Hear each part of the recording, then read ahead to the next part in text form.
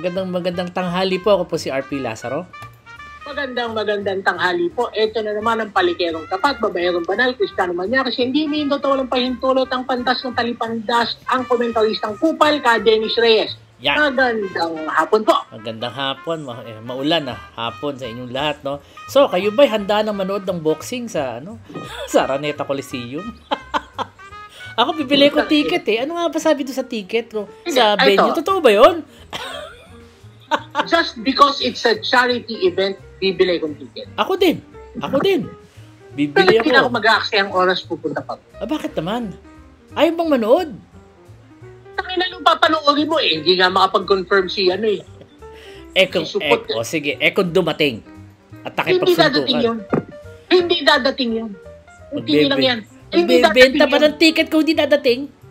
Hindi dadating. Hindi nga makakonfirm kung totoo o tuloy o hindi. Baka nagpa-practice ikaw naman. Baka nag-i-ensayo.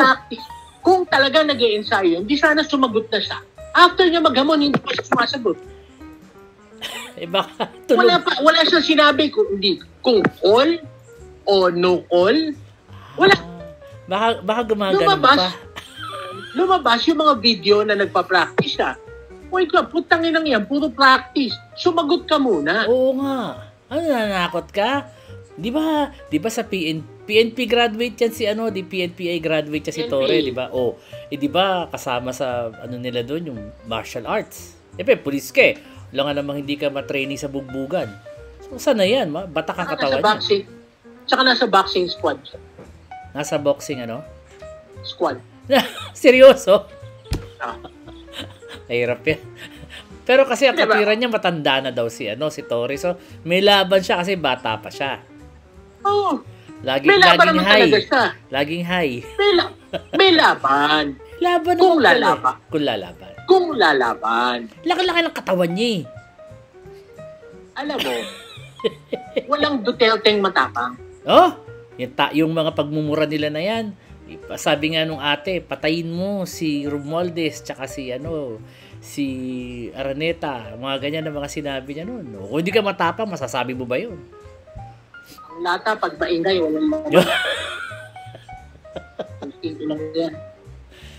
Pero sayang, that would have been the fight of the century. I would have gone. Kahit umuulan, punta akong Araneta, nunood ako. Wala yung mga ganyan. Wala. Ang talagang matapang. Yung tipo ni Torre, tahimik lang, ngiti-ngiti, tawa-tawa. O sige, ganun. O kaya yung tipo ni Father Flavi. Oo, yeah. Diba, hindi yung tapang ng basag ulo, hindi yung tapang ng suntukan. Tapang ng paninindigan, tapang ng paniniwala, tapang ng pananampalataya. Yun lang naman ang hinihingi sa'yo eh. Tinawag ng pagkakataon. Nagpakita. Sumagot, nagpakita. Nandun siya. Ganon din si Torre. Ginagawa niya ang trabaho. Tinawag ng pagkakataon. Hiraman mo. Oo. Diba? Hinasama ka. Oo. Actually, ang ganda. Actually, on a PR perspective, ang ganda ng sagot niya eh. Sabi niya, sige, tama-tama, Baguio, fundraising natin. He was very excited. He was genuinely excited. At hindi, ang bilis niyang sagot niya. Nakasagot siya kaagad. Pero ito lang ang masama kaya. May pagkasadista rin. Sino? Si Torre. Ba't pa naman nasabi? Tangay na pinuspon pa eh. Inusog pa ng August 3 eh. Pinatagal pa yung takot. Hindi, baka may nakaupa na. Hindi pa sapat na maihihi na sa Talawal si Bastay. Pinatagal pa ng 1 linggo. Hindi, baka kasi yung Araneta, may umupang iba, ikaw naman, di ba? Siyempre, hindi mo pwedeng i-atras yun. Ano pa ibang venue? Pwede SM Ball of Asia. Pwede SMX. Diba? Pwede. Pinatagal pa eh. Maliit lang naman ng ring, di ba? Di naman ganun kalaki yung espasyong kailangan mo eh. Ultra, wala mata umuupa doon, no? Diba? Tangina may pagkasadista, pinatagal pa ng 1 linggo eh, no? Para makapag-ensayo, syempre. Tangina, di ba? Takot-takot lalo yun. Maihihi sa Salawal lalo yun. Puta, matai-tai yun. Wala, tinakot niya ng gusto eh. Pero pero you have to hand it to him, hindi naman siya naghamon eh. Naghamon si Baste. Bakit kasi niya, bakit ba siya nagalit in the first place? Actually, nakalimutan ko na kung ano pinagmula nun eh. Sumobra bata. Tawag na yan. Nasobrahan sa batak. Di ba yung mga ganyan, inaangas daw siya. Di ba yung mga ganyang sporting events may drug test yan? Baka drug test pa lang, bumagsak na siya. Hinaharas daw siya. Wala naman ako nakita ang harassment. Wala, dito naman sa Maynila si Tori. Nagyabang, naghamon ng suntukan. Takinasahan. Nagyaya pa ng manonood. Oh. Para wala kang lusot. Takina, sige. Kuha tayo manonood. Oo. Ayan. Kuha tayo ng Tapos, venue. hindi na makasagot. Gagawin story. Alam na niyang hindi makasagot. Pinospone pa. Pinahaba pa na sa leak. Pinahaba pa yung panahon hindi makasagot. Tangina, sagot yung mga DD shit. It's to humiliate. May naghahamon na sila lang daw. Sayang daw si Baste. No. Sayang. Busy sa kakabatak. Tangina nyo. Magsitahimi kayo. Pinagtatanggol yung puking inang yung duwag ang puta. Oo nga eh. Tsaka wala naman masyado napatunayan sa Davao yan sa totoo lang. Ang infrastructure, yun lang mga yung anti-flood control. Davao is underwater. Anybody who's been there. Ang mga Duterte, walang nagawa sa bakit sila mahal ng tao, Bakit? Ngas-ngas. Mga hindi nakapag-aral, mga mangmang. Hindi naman siguro sa buong syudad, puro mangmang. Sa bagay, mas marami nakapag-aral. Statistically, nasaan sila? Mindanao. Hindi, ibig sabihin yung statistically, asin sila sa intelligence index. Ayan ang hindi ko alam. Pero but you have to, Davao is a major city in Mindanao. It is the major city in Mindanao. Well, yan ang epekto ng brainwashing. Ayan, we experience the same thing here in Makati. Alam mo, ayun sa podcast pala niya, hinamon si Tore, nag-podcast pala si Baste. Tapos eto, sa inquirer sa Twitter, sabi niya, PNP General Nicones is now training for his proposed boxing match. Ayan, nagbe-boxing. Putang ina, the guy has moves, ha? You have to see, siguro we'll try to put the video up here, no? He has moves. Marunong ng footwork. Kita mo, alam niya ginagawa niya. Sino? Si Tore. Kasi ayan na, nagpunta na yung media. Si Baste eh. Nagpunta na yung media. Kung skills, tignan panoorin mo yung video ni Baste.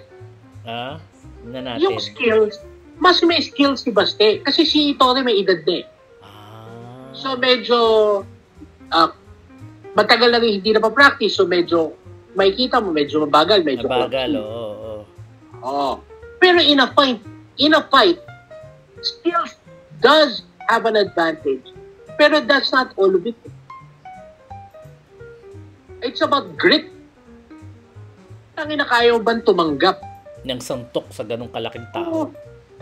Hindi, kaya ba tumanggap ng suntok, period? Oo. Iba yung sinusuntok mo, puro pads. Iba yung sinusuntok mo, sumasapak pabalik. Oo, pag sinusuntok mo lang bag. Siyempre, panalo ka palagi.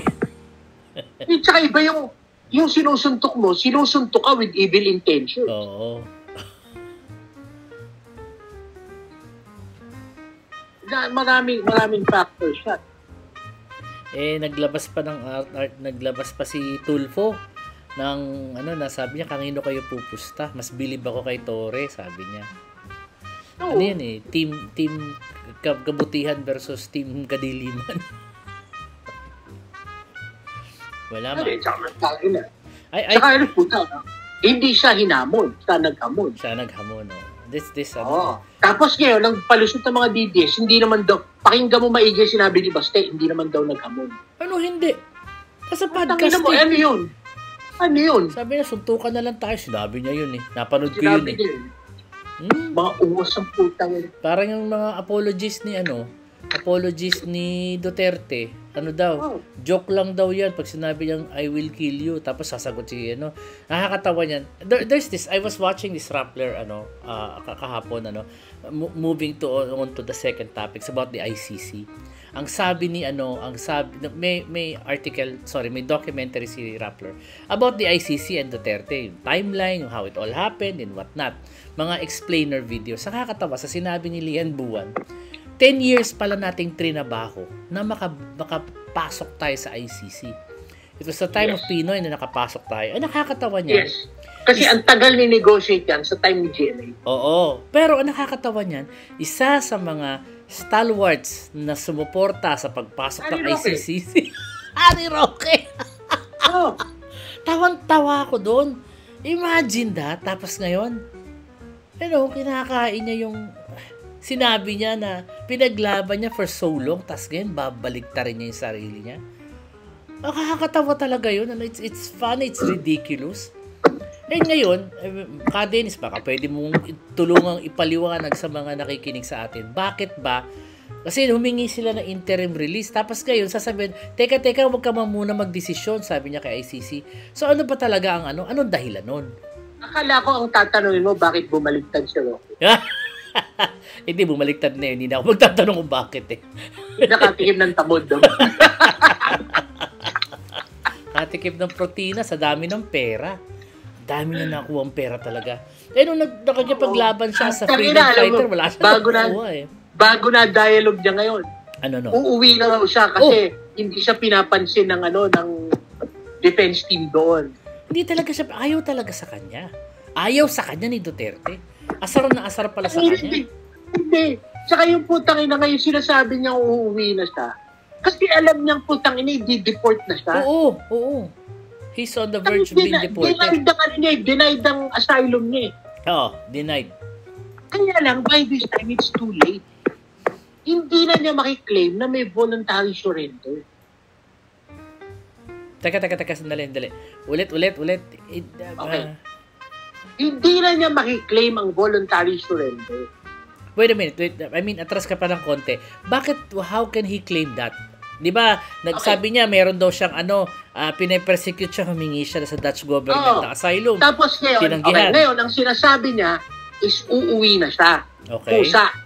At haharapin niya kaso dito. Okay. Ang plano na ron is dahil hinarap niya yung kaso niya dito, ay voluntarily surrendered. Kaya puta, hindi ako tumatakas. Kaya I can go home. I am qualified for bail. Ganun pala gusto niyang palabasin. Okay. Pero, sabi mo, hindi na siya po pwede kasi may warrant to arrest. May warrant to arrest na siya. Oo. Warrant to arrest na pala ang bakla. Tsaka putang ina, tsaka ni-request na siya sa Interpol. Kaya it's too late. At sinasabi nun, ang voluntary arrest is, bago gumawa ng hakbangin ang pamahalaan, sumuko ka ng kusa. Hindi gumawa ng mga hakbangin ng pamahalaan. Apparently in the news, that was 2 months ago, May 16, nung nilabas yung kanyang May 16 na nilabas yung kanyang warrant of arrest. Hulyo na ngayon. 2 buwan siya nagliwali. Wala na. So, dead in the water na yung i-claim niya. Kaya I don't think mabibigyan. Kahit na surrender siya, hindi na yung mabibigyan. Okay, so ano ngayon ang options? Non-bailable yan. Ano ngayon ang options ni Harry Roque? Doon sa kaso niya? Kung ikaw abogado niya, sabihin mo sa kanya. Tago ka. Tango na mo. It's either tumakbo ka lalo or umuwi ka rito. Ubus ang pera niyan. Pero I'm sorry. Pero that's a consequences of your actions. Tumakbo kayo, namili kang tumakbo. Siguro, alam niya na hopeless na, uwi na siya. Wala nangyari. Squatter. So, pero at least, we can always claim clemency. One. Second, we can always pray na hindi kakampi ni Marcos ang papalit. Labo yan, brad. Para sandali ka lang sa kulungan. He can always pray that, marami siyang boyfriend sa kulungan. At least, enjoy siya. Or at least, ang mga uupo, hindi niya kalaban. But I doubt it. Doubt it. Sa dami ng atraso niya. Dami niyang inasar eh. Dami niyang ginalit eh. May ganun pa siya. Sabi niya, doon ako natawa. Can you imagine, he was right behind the podium of presidential spokesperson. Sabi niya, Tangina niya, tama, ang payat niya. Dami pa. Hanggang ngayon, dami pa rin sinasabi. Hindi matutulog. Pero di ba yung wife niya kasama niya? Yung wife niya does not have an arrest warrant. So the wife can come home anytime she wants. Meron na rin eh. Talaga? Oo. Wala, hindi ko nakita sa article na to eh. It only says, ayun against Roque and several others for their involvement in the operations of Pogo Hub, Lucky South 99. Kasama ba asawa? Pagka nabuklat yung kay Roque, pati participation ng asawa niya mabubuklat. So only the children are siguro free from, unless binigyan niya ng board seat yung mga anak niya. Eto, paano yun? Yung mga anak niya may-ari ng ng Biancham. Nilipat siya sa pangalan ng mga anak niya. Kaya Biancham yun. Teka muna, ilang taon na yung mga anak niya? Hami. Kaya pala Biancham. Diyos ko day. Naku. Tangina, kung talagang wawalang iin siya, pati asawa at anak niya. Oo. And that's all his fault. That's all his fault, yeah. Siguro sorry for him, pero not really. Pero, not really. Di ba parang ang lalim naman ng balon ni Harry Roque? Kaya naman niya i-sustain. If he's going on the run, ang tanong, for how long? Yeah. Tangina, papa-freeze lahat yun. Is that with, nandito ang niya eh. Nandito yung pera niya eh. Oo nga, no? Long arm of the law. Pwede i-freeze lahat yan. Nga ka, tatanggap ka ng labada sa Germany. Ako sa kanya, mali ang tinakbo niya. Saan pa siya dapat tumakbo? Timor-Leste. Golden Triangle. Saan? Golden Triangle. Golden Triangle. Oo, kasi nandun ang mga alyado niya, yung mga triad eh. Di ba nandun ang barkada niya? Oo. Tingnan mo sino yung isa, yung bakla, si Sasot. Nasa China na pala ngayon yun. Nasa China. Akala ko na, wala na pala siya sa Netherlands. Sa China na pala. Isa umuwi, nasa China. Anong status ng mga yan? Ba't sila nandun? Sila umuwi? Filipino citizen pa ba yan? Mga try-down sa bayan. Hindi nandun sila. Nandun sila, mga tuta ng yan, amo nila. Hanggang kailan? Ako yung tanong, hanggang kailan? Hanggang hindi na sila kailangan. Which is probably real soon. Kasi wala na eh. Nakapasok na, nandiyan na ulit ang Amerikano eh. And they are building a missile base in Subic. That's not classified intel. That's in the newspapers. And sinabi ni Trump that he's arming us to the teeth. Probably. Actually, yun ang tunay na pasalubong ni Vivian Galindo. Hindi yung 1%. 1% na less tariff. Yeah. Okay. Maraming nagrereklamo dyan. Lalo, pinakamayos. Sino pa to? Kapatid ni Jinggoy? Si JB Ejercito. Complaining. Wala daw kwenta yung Bakit daw yun lang? Diba? Even si Lacson was also complaining. Bakit yun lang? Buksan muna natin yung bank account ni Sara Duterte sa kanyang at one. Okay, ganito kasi yan. Because we're in a very bad situation. Oh yeah, we are. Wala tayong bargaining power kung totoo. We are in such a bad situation that we really can't do anything about it. We were devastated by the Pinoy admin's incompetence.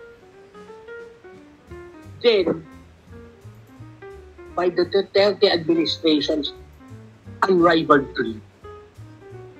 2 magkasunod yan, 12 taon na ginahasa ang ekonomiya ng Pilipinas.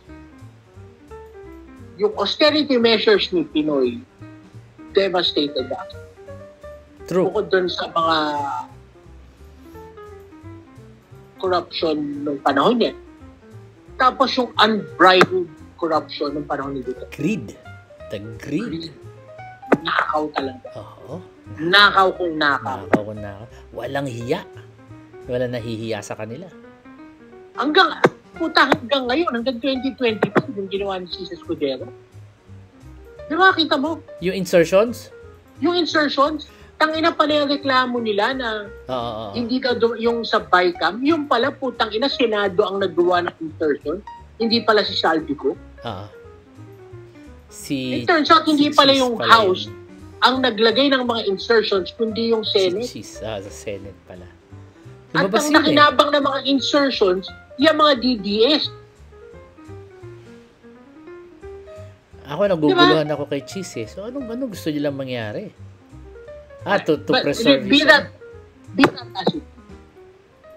The Philippine economy is devastated. Yeah. Okay. The thing is, we are a consumer economy. Wala tayong manufacturing. What we need are product, produce. Okay. Yung deal with the US, masama talaga. Lopsided. Tanggap na natin yun. Lopsided. However, we have to understand ano ang take-away natin. One, new products will be coming. And cheaper. It is something we need sa Pilipinas. Okay. Lalo na yung mga American cars, papasok. Kaya ipapasok yan ng zero tariff. Oh. Kakalabanin yung mga Chinese cars. If I have 2 million pesos, bakit ako bibili ng GAC? Bibili ako ng Suburban. Bibili ako ng Tahoe. Kaya Denali, if the same money is acceptable, why not, di ba? Ba't ka bibili ng mga Chinese garbage na yan?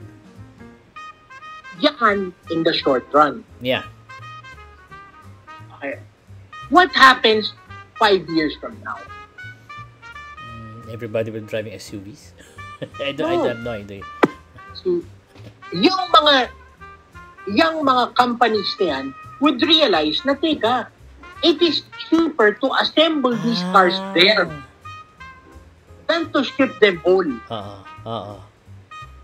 Okay? Even with the zero tariffs, it's still better for them. It is cheaper. Babagsak ang presyo nila. Pag babagsak ang presyo, mas marami sila may bibenta kung magtayo sila ng planta dito sa Pilipinas. Oo nga, okay. No? Yun ang talagang habol niyan.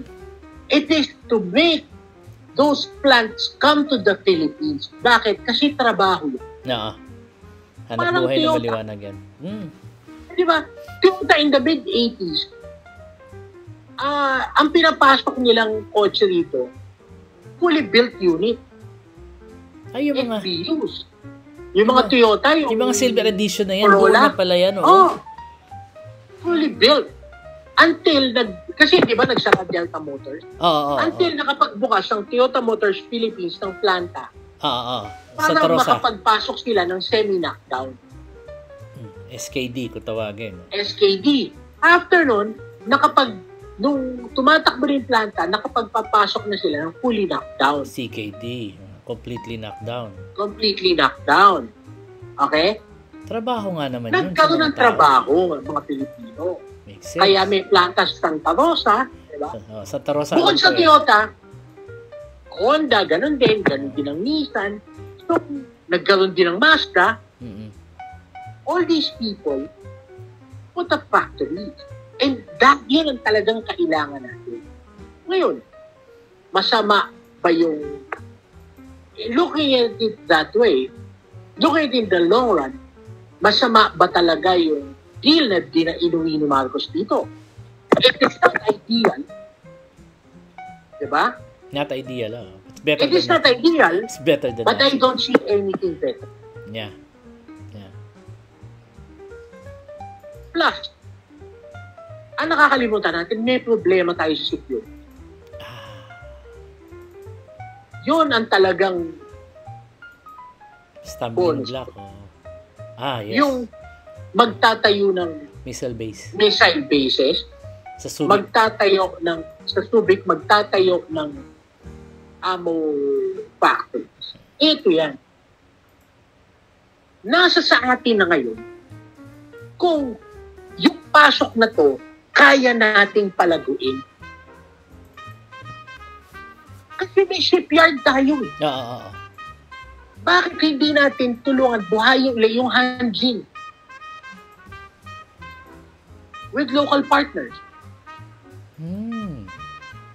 I remember that Hanjin na nagtayo sila ng parang shipbuilding facilities dito noon eh. Oh, Ano nangyari doon? Bakit namatay?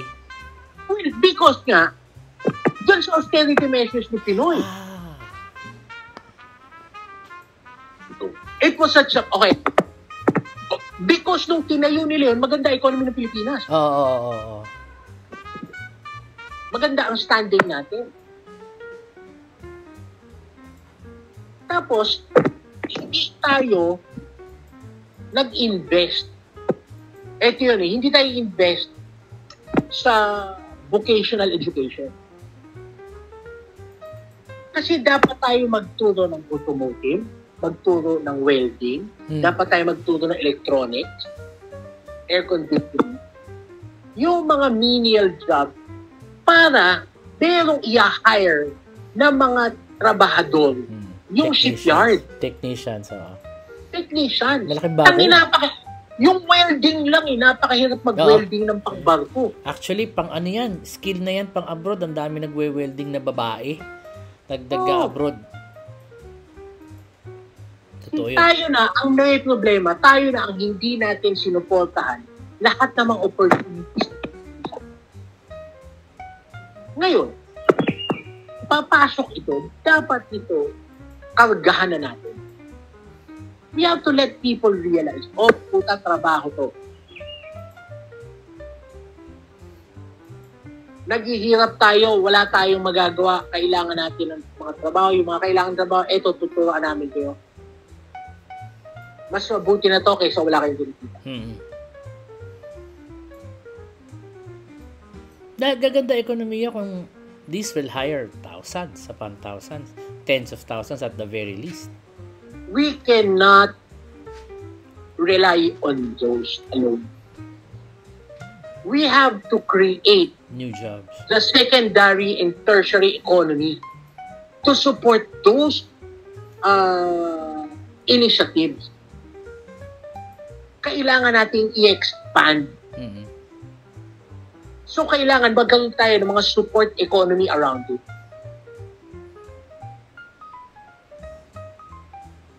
Mo, malamang yan, mabubuhay na naman dyan yung mga beer house sa Olongapo.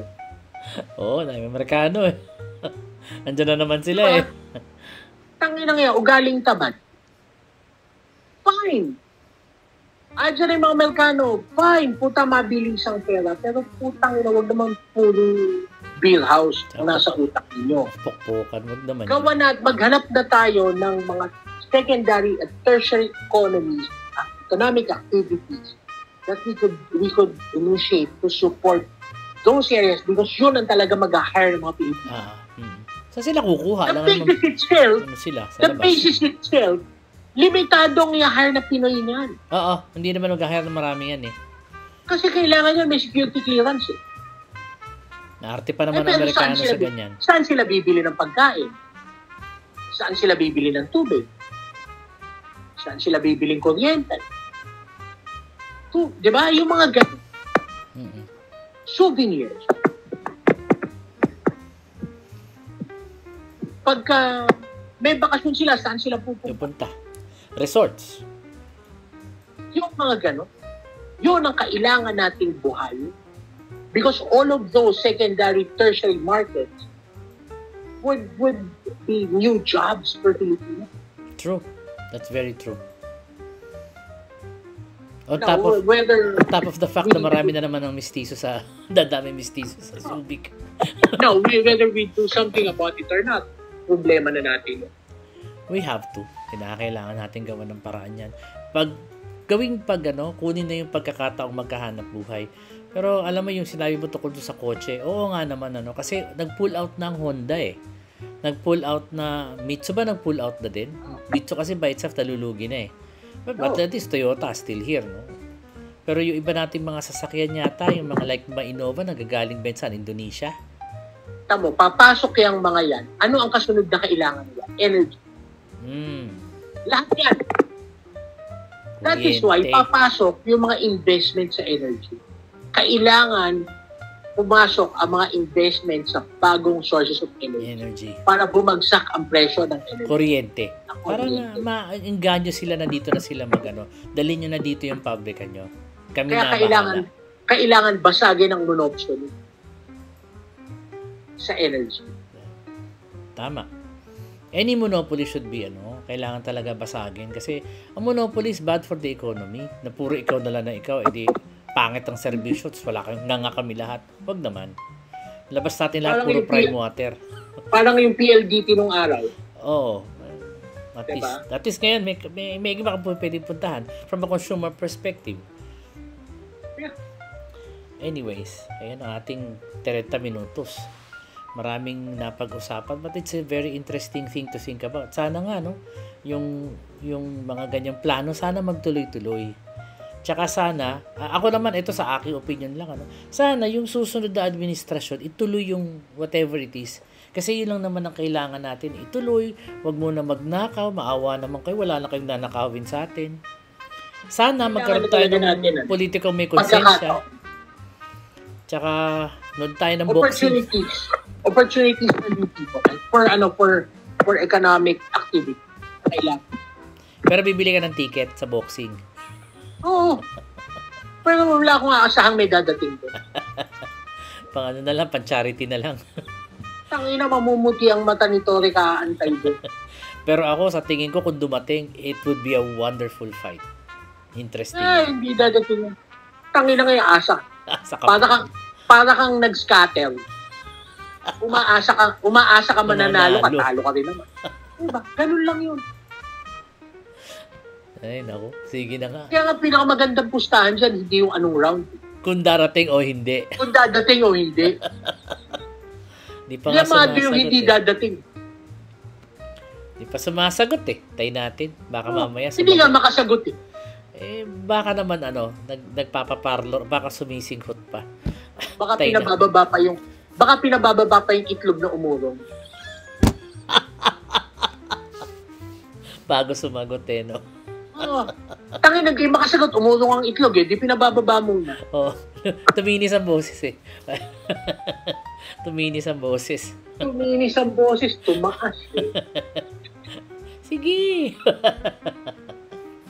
Sige, magandang maulan na hapon. Sana matapos sa umulan na to. Maraming salamat po sa panonood. Ako po si RP Lazaro. Ito na naman po ang pantas na talipantas, ang komentaristang kupal, Dennis Reyes, nagpapaalam, mabalos. Thank you.